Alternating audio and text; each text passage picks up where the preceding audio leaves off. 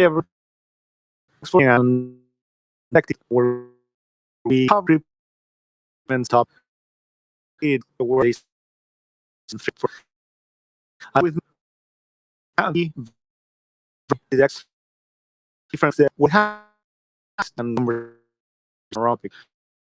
Most of me used to arm is under sea think more on he moved any work on changes to the also here we later as a direct quality to active for the item.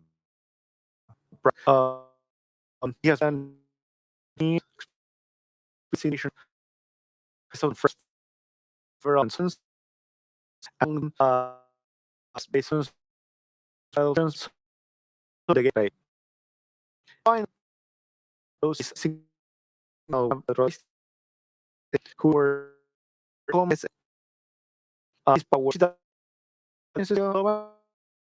one of this family he was asked 10 months so he into and he works ever increase either to create conspiracy have that is great our one and and what here pay we hear stuff of grow and I ought to understand more which is we pay through time to make uh get masters team is more interested with guys. Okay. So, no, the Japanese from change for seeing them. Uh,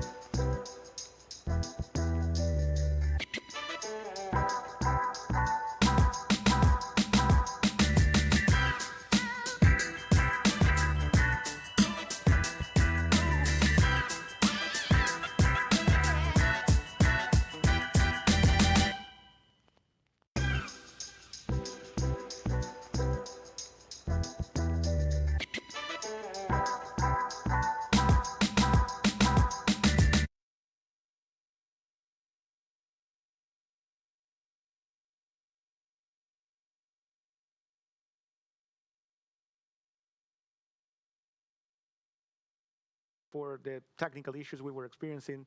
So we will start again. Just a brief intro. I'm Agustin Huerta. I am the SVP of Studios for Globant, and I'm very happy to have you all here joining us in this tech debate about crypto payments, the present and the future on this. And alongside with me, I have three amazing experts on the field. First of all, let me introduce you to Alan Bergner. He's co-founder and CTO of Atix Labs, part of the Globant family. And he has more than 7 years working on blockchain technologies and building solutions around payments with crypto and other usages of blockchain. Also, we have Leo Pace. He is the tech director of the Quality Engineering Studio and the practice lead for AI testing. Leo has more than 15 years of experience working on the test automation space, and he has been leading different solutions and creation of frameworks for testing on web, mobile solutions, as well as video games. And finally, not for that less important, we have Rodri Beistegui here with me. He is our e-commerce SME and part of our digital experience studio.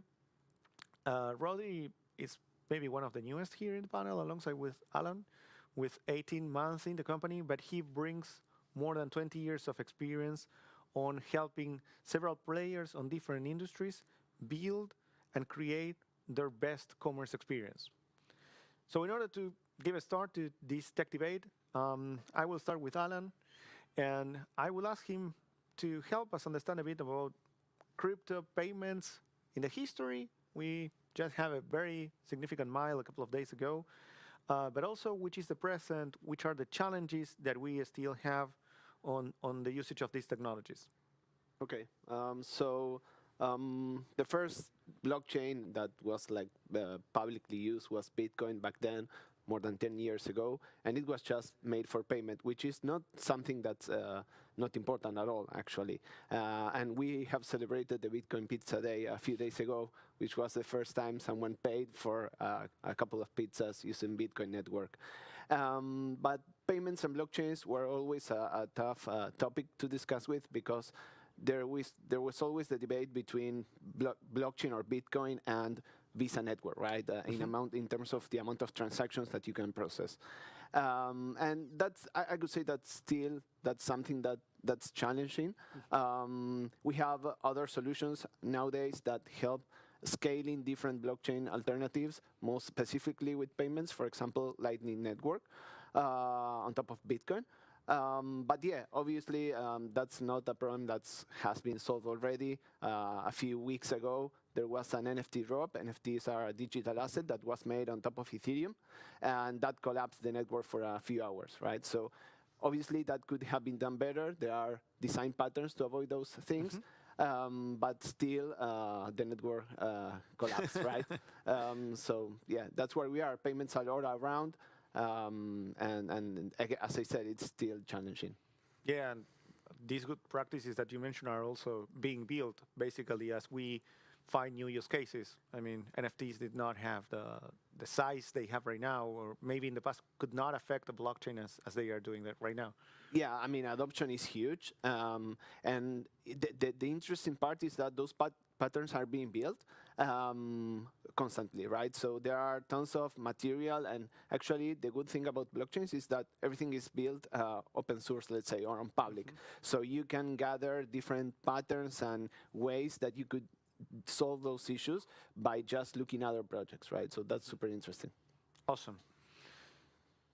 But as you were mentioning, part of the challenges is that these applications that we do are starting to have a massive reach, like NFTs, and they can make a network collapse. But it's also still challenging for businesses to understand how to leverage these technologies. So, Rodri, from a more like a business and technology perspective, what are the things that you believe will turn this technology into something massive? Yeah. Well, basically what is going to help to turn crypto payments into massive, it's allowing people to pay for day-to-day products and services. Once that it's ready, that is open for people to go for their daily, I don't know, groceries or things like that, this is when crypto payments is going to become more relevant. Today, most of the uses around cryptocurrencies are It started with Bitcoin at the blockchain, but then we are talking about people that is mining, trading, more investment side. Then we see the NFTs born. So basically, still today, the usage is limited to people that perhaps have more knowledge on that area. But lately, we have seen big brands that have been investing in bringing crypto payments into the industry. For example, Microsoft was one of the biggest companies introduced crypto payments to pay for services, games, and things like that. Then we heard about Starbucks. Even though that you can't go to the store and pay directly for the coffee, you can bring money into the app and then pay your coffee for that. So we have many big, well-known brands that are starting to adopt crypto payments. Even within Globant, we have many customers that today are coming to us asking for help to assess the possibility to bring crypto payments into their commerce sites. So what is still missing here is massive adoption in terms of pay for day-to-day products and services. Once that happens, and we envision that it's going to happen in the near future, this is going to completely turn the way in which crypto payments are adopted. And do you think, rather in that sense, that maybe there is a challenge also in terms of the entry gate? I mean, how difficult people perceive to have a virtual wallet containing crypto to be, for example. And right now, there are a lot of startups that are trying to democratize that, yes? Like, I don't know, credit cards that give you some cash back in the form of crypto, and they isolate you from the actual creation of your wallet because it's embedded within that ecosystem. What do you think on that? Is there also something on that space? Yes, today we can say that everything related with crypto payments is around early adopters or people that perhaps it's already working with that technology. There are certain studies and research that show that 50% of the people leveraging cryptocurrencies, it's people that it's working somehow with cryptocurrencies or with the blockchain network. So, and also in terms of ages, we have people that are around the top 35 years old. So there are challenges in terms of adoption that are coming in terms of the user experience, UI on all the sites. So it is one of the challenges that we need to still somehow tackle in order to enable more adoption. Awesome. Since this is a tech debate, I will throw you all something that maybe it's for debating. And this is more based on a personal opinion also. So don't kill me. I think that part of the great success that NFTs had is that people started to actually see the capability to acquire some kind of good. Yes, in this case, a virtual good that they can own with those cryptocurrencies that are out there. Yes, because in the past, many of the people that I have known that has been enthusiasts on that are more people that are on the trading side of things, more trying to work with the financial side of that, of creating money, and not so much on, well, what will I do with this, on what I can spend this on the future. Yes, and I think NFTs open a door for that. What do you think, guys? Yeah, always cryptocurrencies were like a really good for speculation, that's for sure. But the good thing is that whenever we had a crypto summer, we had at least two, but we had a crypto summer that kind of like finished a few months ago. And it's really good that now the projects that weren't successful, they were just for speculation, were removed, right? And now we can see people building and getting the value. That's why we are getting even more requests for projects than even during the summer, right? Right. And the good thing about NFTs is that of course, people can spend money to buy them, but also the good thing about the new approach for NFTs is that you can get access to like kind of like a membership, right? And they are really, really cool projects. Actually, one of the one that broke Ethereum for a couple of hours, that they provide you really interesting use cases, right? It's like a membership. If you hold one of those NFTs, you have a membership and you can get special merchandise, and it's kind of like a new way to belong to some community. Awesome, interesting. Leo, Rodri, what do you think? No, I think basically we need to identify the different ways, as Alan said, in which we are applying the concept of a blockchain. It's not just about transaction, financial transactions.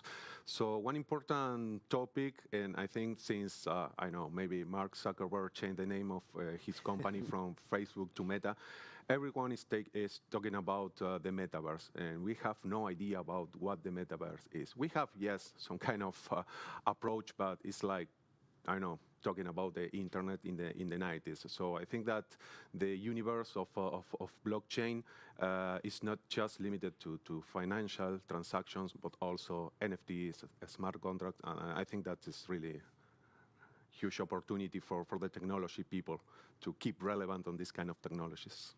So that's part of what we can foresee in the future for this, do you think?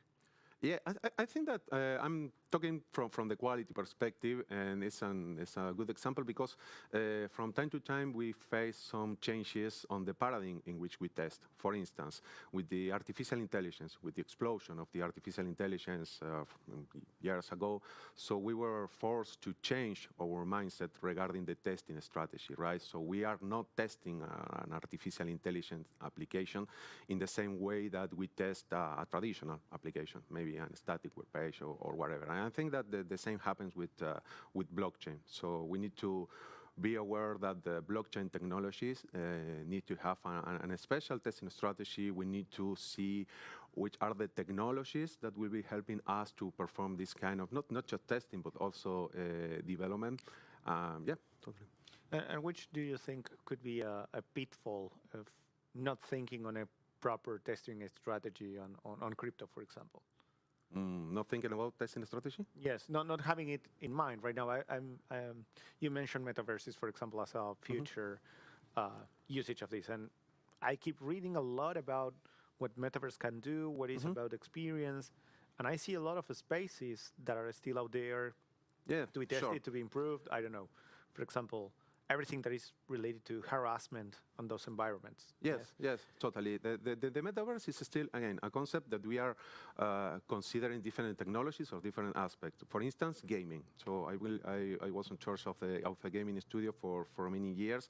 I know gaming and virtual reality, of course, e-commerce are part of this concept of the metaverse. But also it's important to understand that the security becomes more and more important and implement different ways to, I don't know, to secure this kind of virtual harassment, etc. So we need to keep focused. Quality, when we talk about quality, we have different testing strategies, and we always have, I don't know, different way of testing. So for instance, security testing, functional testing, automation, etc. We can apply the same technologies, but we need to keep focus basically in security-related things and also data, of course. And yeah, we need to keep in mind that we are creating some kind of new world, and also need to be tested in the proper way. Because as Alan mentioned, so suppose that we have an issue on, I know, on a blockchain, so that will be a tragedy, will be catastrophic. So security aspect, API testing, and I think that they are becoming more and more relevant with the blockchain. And things like load, for example. Of course. As Alan was just mentioning, if you don't really test the loading that you will be putting into the blockchain, everything could crash. Yes, or the worst is, it's not your own application that will be crashed. It's a lot of applications that are living within that blockchain that in the end will suffer of you failing on that. Yes. I believe that maybe in the future, someone will try to act as a kind of policeman into trying to secure those. I don't know. For example, mobile apps, you have to go through some scan before an application can be deployed into the stores. Maybe in the future, someone will try to look into that for blockchain. It's conflicting with the decentralized approach, no? Yeah. What do you think, Alan? I see your face, and I see that you are saying, yes, but we will lose our decentralization. Yes. So I guess that ideally you shouldn't be able to prevent or do those actions that prevent these kind of things. But again, you're building on public, so you are showing what you are doing. And if, for example, with this case, going back to the same case, most of the people were saying, okay, you did this on purpose. You did this because you wanted to create your own network, and you did this to prove that you need it, right? So even if you cannot prevent it, the good thing is that you can show others. You need to behave properly in public because everyone else is going to be looking at you. You, they will bring all the spotlight into you and Exactly. question you, and you Exactly. will need to answer for that. And coming back to what you were saying, we are still seeing that we are in early phases of adoption, and even though we managed to somehow break down the blockchain network. So imagine that if we are seeing this increase in adoption, everything related with testing is going to be key. Otherwise, we will not be able to guarantee that big business are going to be able to manage transactions on top of that. And something that I believe it's important, coming back to the usage that you were saying, we went into NFTs and the metaverse, is also blockchain, crypto payments on blockchain, allowed people from any part of the world to be part of an economy. If we think about, we are in Argentina, and we know that when we want to pay with our credit card something outside, we need to call Visa to ask for something. No, I wanted to pay $30 and I have a black card, even though I need to call to Visa for them to authorize. So if we go into metaverse, where we have no boundaries, when people from all the world is being there and they want to buy something, we need to have a way that allows that. So this is also where we see that this increase in usage is going to come. And if we go to forget about the metaverse, but go to other businesses, it's allowing merchants to have customers from everywhere. That's tempting for any type of business. Not only being able to sell in your country, but sell to people everywhere. Don't need to have a specific bank account financing option in specific markets. Today we have companies that are offering that type of service, and this is going to remove all those barriers. So this is also why it's important to somehow push more adoption. Again, it's more business for merchants, but also it's simplification for people, and that's why it's going to be adopted. But you need to offer more services, going beyond metaverse, going beyond NFTs.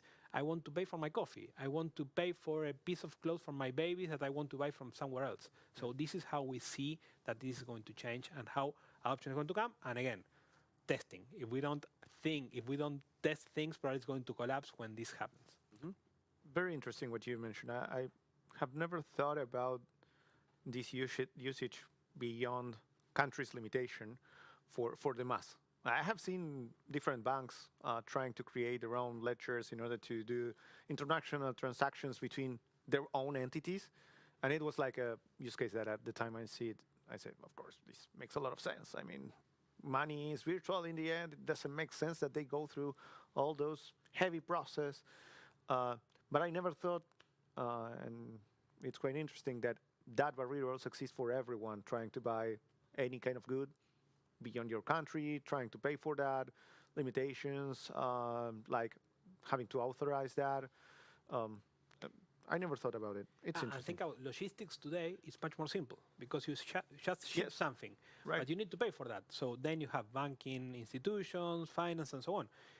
If we say, okay, logistics is already solved, it's not simple, it's expensive, but it's already solved, through crypto payments, we can forget about, okay, having the possibility to pay. And again, talking about developing countries, it's much more beneficial because there is a lot of people that they don't have credit cards, and it's easier to have crypto payments today if they go in than having a credit card. So it's going to make a huge change for developing markets. So do you think that the financial institutions will be taking advantage of this situation and will be adopting this crypto market, or on the contrary, I know I don't want to say we'll fight against them, but what do you think about the future of the financial institution? And so if we think about the future of the Kodak of the future for the banking institutions, I don't know. I think that at some point they need to adapt, and we already have banks that are some banks are fighting. So, for example, I have a bank account in United States, which I cannot buy Bitcoin with that account because they don't allow you to use your credit card for that. But there are also other mixed financial institutions that are launching their own cryptocurrencies and things like that. Think about Mercado Pago. I think that Mercado Pago is trying to do something on that front. So at some point, they will have to adapt. Today, sadly, all the banking institutions have a lot of power to say somehow, but I believe that at some point they will need to adapt. Otherwise, they are going to lose business. But also, there are some things that were developed that I'm not saying that banks will adopt it, but for example, in the past, if you wanted to pay with Bitcoin, you were worried about the price changing from the time that you send the payment up to when you receive it, right? So that was a problem. There were tools, so you were able to change it automatically to fiat. But now you can use stable coins. And it's super interesting that the technology is evolving really, really fast. So there is a specific way to scale blockchains, which is related to zero knowledge proofs. And that's cryptographic advance that has happened in a few years. And that, I mean, that's huge. It hasn't happened in the past in short amount of time. So I guess that you have now stable coins, you have more technologies that will help you. And actually, Lightning Network, there is a proposal paper to include stable coins to be able to transact on that network. So in the end, it will be a matter of fiat ramp up, letting people to get into crypto paying with fiat. And then there is no blocker for adoption, besides, I don't want to do that, right? Yeah, and also, as far as I know, some countries are thinking of the possibility of having their own version of the money, digital version of their own money. Yeah, the European Union, the Central Bank of Europe is trying to Those are the come up with CBDCs, yes. Yeah. Yeah. But that's a little bit controversial as well because It's because centralized not by the banks. decentralized. no, and also one of the biggest things that were part of the critics that people were saying about cryptocurrencies is that they were used to buy drugs or do some weird stuff, right? Illegal stuff. But it's completely the opposite. Actually, it's a little bit hard to get private in blockchains because all the transactions are being stored in public, right? Yes. So if you get a state or a centralized authority that's going to control these networks, you will be a little bit more under their control. Now they cannot control your cash, right? So it's a complex topic. Yeah, maybe for another meeting. For another tech debate. topic. No, well, but it's interesting that we're covering this because Leo mentioned something that affects the metaverses, but I still believe affects crypto and blockchain. And I believe it's, again, personal opinion, don't kill me. And it's around the concept of security. I mean, the transactions are secure in terms that you know that the transaction that you are registering is validated among all that are within the network, that the information is what you are expecting to be, yes? But there is still other cybersecurity issues around it. If your store is not properly secure, if the way you end up accessing the blockchain is not secure, you still get exposed to this. And there was I don't remember if it was OpenSea or one of those big NFT marketplace that had a security issue a couple of months back, where many of the wallets they have and they were managing were stalled. And what do you guys think on that? I mean, it's for me, it's critical. It's something that I don't see many people talking, and just for the fact that blockchain per se and the transactions in there are secure because the nodes know each other.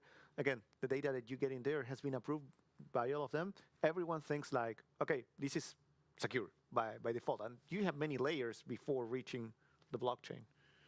Yeah, I guess the complexity doesn't disappear, and that's why testing is super important, because either you push it to a backend that helps you with that, or then you push it to the users. And most of the users are inexperienced, or they just don't know what to do, right? Actually, there was a game that used digital assets, crypto assets, to in-game assets like cryptocurrency and stuff, and the users didn't have a wallet. There was like a backend protected wallet somehow, and that setup got hacked. And or actually, it's not quite clear. But in the end, some stuff was stolen, and the price of the token of the game dumped to zero. Yeah. So UX is one of the most challenging parts of the whole ecosystem, I would say. Yeah, and also maybe the social engineering, because it's not just about hacking, or it's not just about technical or security issues. I know, but maybe you hear about, I don't know, some kind of scams and say, okay, give me 1 Bitcoin and I will be retributed 2 Bitcoins. Oh, yes, that's a good deal. Yeah. So I think that, of course, every platform has their own issues. But maybe we need to keep focus also in the social engineering and how I don't know we can be victim of this stolen data. And perhaps the reason why we are still not speaking about that is because, again, coming back to massive adoption. Since, again, probably, yes, there are a lot of transactions, but since they are only focused on specific case of uses, then people still managing to, okay, how can I provide a good UX? How can I allow people to pay, understand what they are paying for what they are paying? But as soon as usage becomes higher, then I believe that we are going to start talking about those things, more security, more testing, and more things like that. And Rudy, do you think that customers has this on their mind right now, or is it still a mindset that we need to keep on building? I don't know how aware they are. Yes. But when we talk about customers, we are talking about people that are actually going to be paying No, the business owners. business. No, I think that, again, as I mentioned before, we are receiving many requests from customers to assess the possibility. But I think that today, many of them are still seeing this as a, okay, I need to understand what's happening to see if I can bring it to my commerce. But when you see brands like Gucci that lately announced that they're going to accept crypto payments at the stores, it's okay. Big brands are going to define the future, and other brands are going to copy. And the good thing is that from a technology perspective, today it's not that hard to implement a crypto payment in a traditional commerce. So if you have a commerce site that it's implemented using traditional off-the-shelf engines like Commerce Tools, Adobe Magento, Vitex, whatever you put in there, even WordPress, there are tons of plugins, there are tons of gateways that allow you to implement crypto payments as you do with a traditional credit card. So the barrier is not too high. It's a matter of when business decided to push this. Thinking about 20 years ago, digital marketing, that today for me it's only marketing. I need to think of digital. Well, I started working in digital marketing back in 2001 in Argentina when the economic crisis hit. And the first thing that marketers were doing is they were putting the TV commercial on the banners. So it's pretty much the same. Is you need to understand which is the benefit that this is going to allow you. So crypto payments is, first of all, it's attract new customers, people that perhaps weren't thinking about purchasing something from you, but you have crypto payments. I'm going to do something with them. And the second one, it's removing barriers. It's, again, international commerce. So these are the things that somehow business people need to start thinking. It's a new technology. How can I leverage, and which are the benefits? It's not just putting there for the sake of having an alternative method. And by doing that, they are going to, again, push more adoption. Well, that has been a challenge for blockchain overall. I mean, Bitcoin was the first one because it was very clear as a kind of using the blockchain networks, but that at the same time created this concept that many people start confusing: what is blockchain and what is a crypto that is running on top of blockchain. But blockchain enables you a lot more things, and there is still a lot of room to think about new use cases. I mean, I talk to people, and sometimes I keep seeing they come back with the same idea once and again and again, and it's very clear they are blockchain scenarios. But I mean, there are many more that we can leverage and that maybe we are not still using. No, do you have the same feeling? Yeah, and actually, everything keeps reinventing. Like, for example, the first NFTs are not new. The first NFTs were old CryptoPunks, but the one that I remember most are CryptoKitties, which were those kind of like Pokemon kind of things that you were able to buy. And that disappeared. And now the ecosystem reinvented the concept of NFTs, not just the NFT, but how to use them. So now you have in-asset games that are NFTs, and you can combine them or sell them or do whatever you want to. So everything keeps reinventing. So that's super interesting as well. Yeah, and also when we talk about metaverse, it's another, I think, opportunity for customers to start, I don't know, maybe putting advertising into the metaverse. So it's not just about brands, but maybe in some games, my son loves to play Fortnite, and I saw a DJ with the performance as a part of the game. So it's not just about adopting the transactions or payment methods, but also considering the possibility of, investing in advertising into the metaverse and virtual reality. And just to complement, even though it's not specifically crypto payments, I think it's pretty much the same adoption of new technology at business side. For example, in the case of blockchain, we are talking with one of our customers on how to implement the blockchain to track the maintenance of cars. Okay, it's again, perhaps it's something that for developing countries is more important when you're going to buy a used car. But imagine that you can have in one place the history of all the cars that you are going to buy. So again, it's business people need to understand and to embrace technology in new usage. So that goes beyond NFTs. That goes into something that I can leverage in my day-to-day to make my life easy, which at the end it's what technology enables. It's change the way in which we do things. So again, it's not specifically crypto payment, but it's based on blockchain, and these are the challenges. So crypto payment is exactly the same.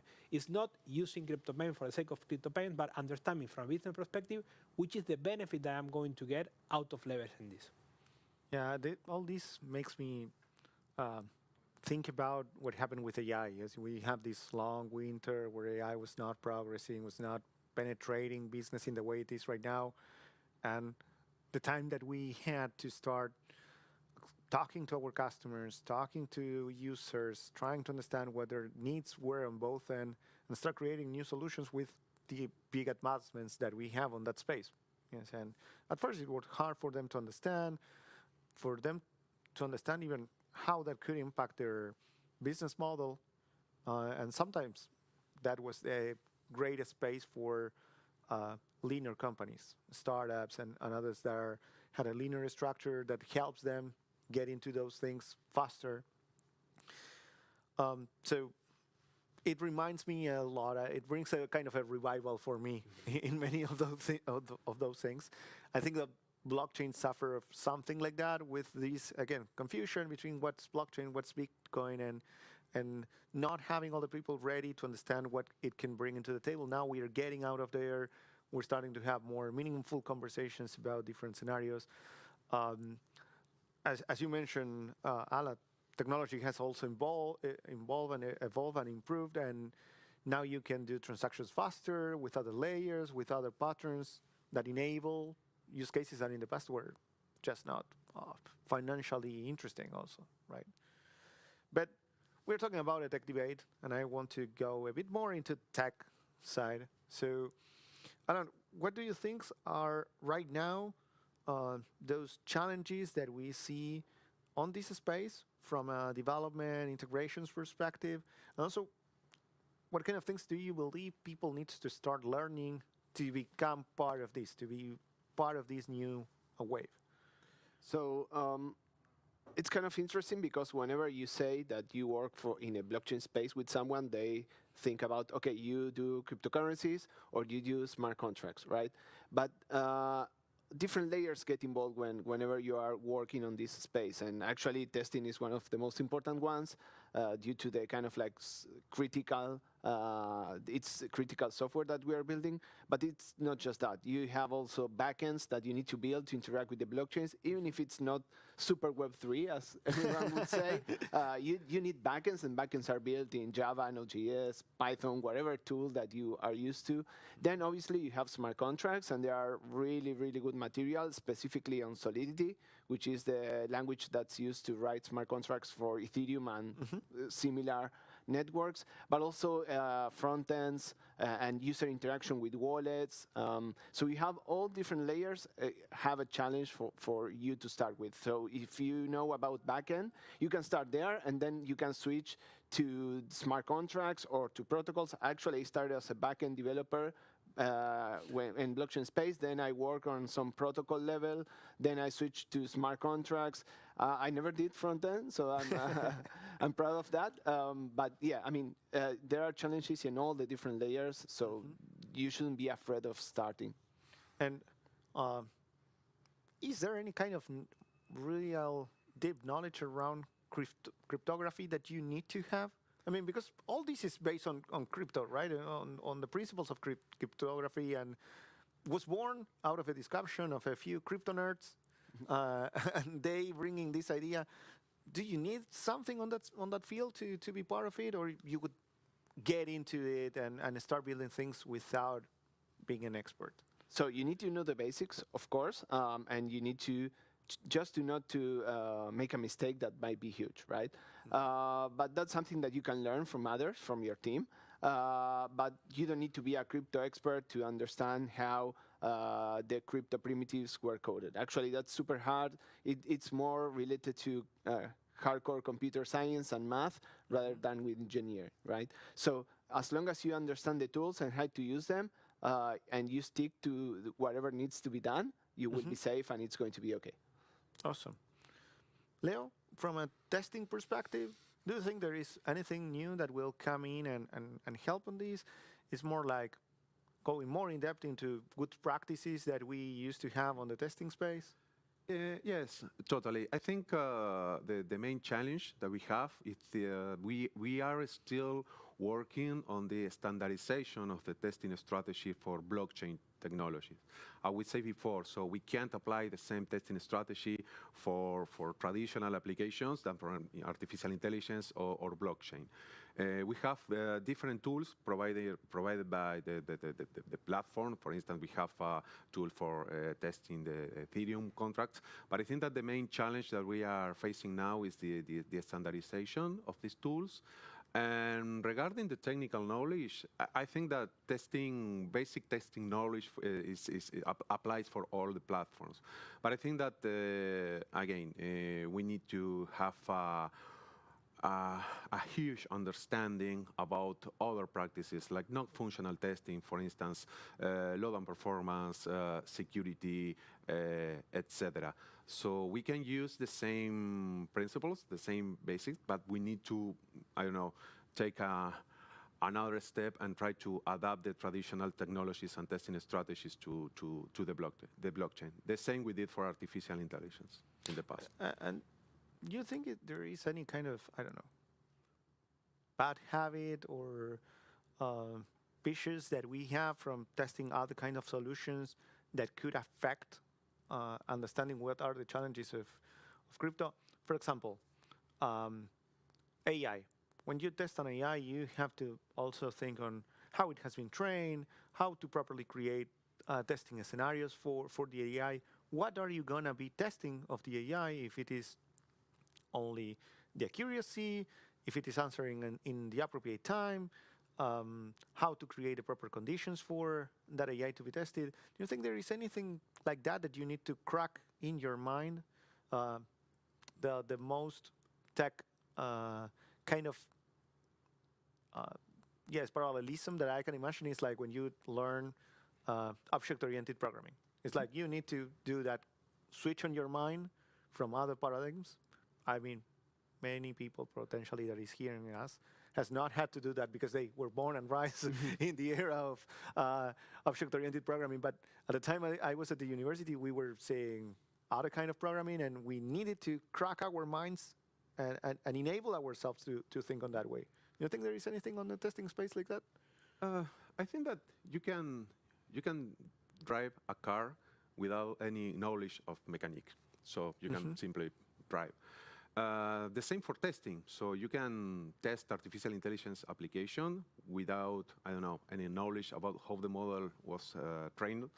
And for blockchain, I think that applies the same, but we put a specific focus on different aspects of the testing. And I think that how to work with, I don't know, cryptography and also data and the specific capabilities of a decentralized database, I think that they are specific topics that we need to keep in mind. Of course, if you are taking your first steps into the world of testing, again, you can learn this kind of thing from other senior people, but I think that, again, we are moving our focus to security-related aspects as well, API testing, as I said before, but you can start from the very beginning. Awesome, thank you. Welcome. And Rodri, you mentioned that one of the things is, okay, how you embed crypto payments into your business in a seamless manner and so on, that many e-commerce tools that are available right now are starting to have plugins. But let's think from a different perspective. Yes, here at Globant, we are building a conversational interface that will allow us to pay different things. Yes, and I know that we are going into understanding what that means for this platform with crypto. Yes, and maybe some of the challenges that we have is, as we said before, okay, how we do the transaction happen faster. I mean, if I'm ordering some food, I don't want that food in 3 hours because the transaction has been validated and I don't know, someone created a problem with NFTs and collapsed the network, right? I want to buy the food. The shop wants to know that I have already paid for it and they will send me that. Um, and these kind of challenges start appearing. Yes, like, okay, new ways of or new channels to get into those customers. Yes, like paying through a chat, avoiding the complexities of going from fiat currency because I don't know, a burger has a fiat currency value. Doesn't have right now. I don't know. In McDonald's, they don't say how many bitcoins you need or Ethereum you need to pay for that. Yes, so you need to do all the hard work around that. So how do you think these kind of disruptive interfaces, these kind of disruptive ways of payments, not only from crypto, but also from a different channel, complete different channel like conversational. What do you think are the challenges that business have into incorporating that? Which are the skills that someone that is sitting on in charge of a business needs to have in order to open their minds to this? Well, you know that you were mentioning something that is really important. That is basically we talk about the skills from a programming perspective, we talk about the skills from a testing perspective, but on top of that, we are used here at Globant to have other people in the teams like product managers, like business analysts, and these guys are the ones that need to understand how things work and what makes sense for the business. You mentioned something, it's paying for a burger, that I'm going to have the confirmation in 20 minutes that the transaction happened, it's not feasible. So perhaps for Burger King or McDonald's to start with that is not the best way to do it. Mm-hmm. Or perhaps finding a different way like Starbucks did, that it's charge money into the app and pay for that is going to instant. Mm-hmm. So we said that the demand for cryptocurrencies is going to grow, which means that probably we'll need people from many different profiles to work on this.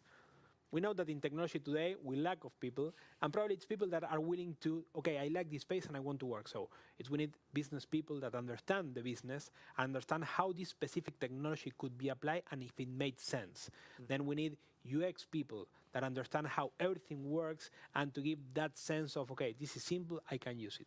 But again, the most important thing from a business perspective is understanding the case and if the technology applies as it is today, or we need to deep dive into Lightning Network, are things that allow us to tackle the challenges of specific business. So that's for me very important. Any challenge that you usually have seen, Alan, based on all your years of experience in terms of bringing that technical knowledge and innovation into the business side? I don't know, key things that can help crack their minds in some way? No, but one thing that I could say is that starting from a few years ago, we are having different conversations with customers and with people. We usually have, we had like these proof of concepts, like 2 or 3 months projects, and now we are just having full implementations that go into production, right? Mm-hmm. So that means that business has understood that there is a value proposition that can be grabbed from implementing these technologies.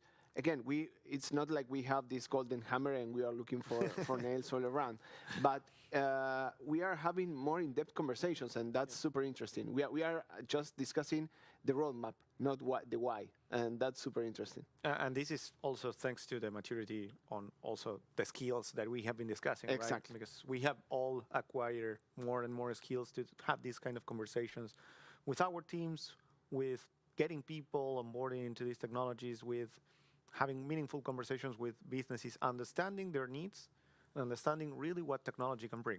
Yes, our shop, I believe all of us share the same vision, is key to have that technical knowledge that could be put into work for a real business scenario, yes, a real use case. So Team, we are on time. I really want to thank you all for joining me today. We have our first meeting a couple of weeks back talking about this tech debate. Uh, I know at first we all have our uncertainties about it, but it was great. Thank you very much. We discussed a lot of interesting topics. Thanks, everyone that is on the other end for joining us, for hearing us, for staying there while we have our technical issues. And for those that were not able to see it at the beginning, we are launching an event that is called Tech and Fest. It will take place first on the city of Mexico.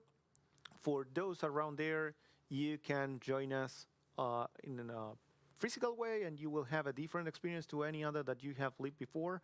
And for those outside of Mexico and different countries all around the world, I invite you to join us on our virtual spaces where we will be streaming part, not all, of the event. Yes.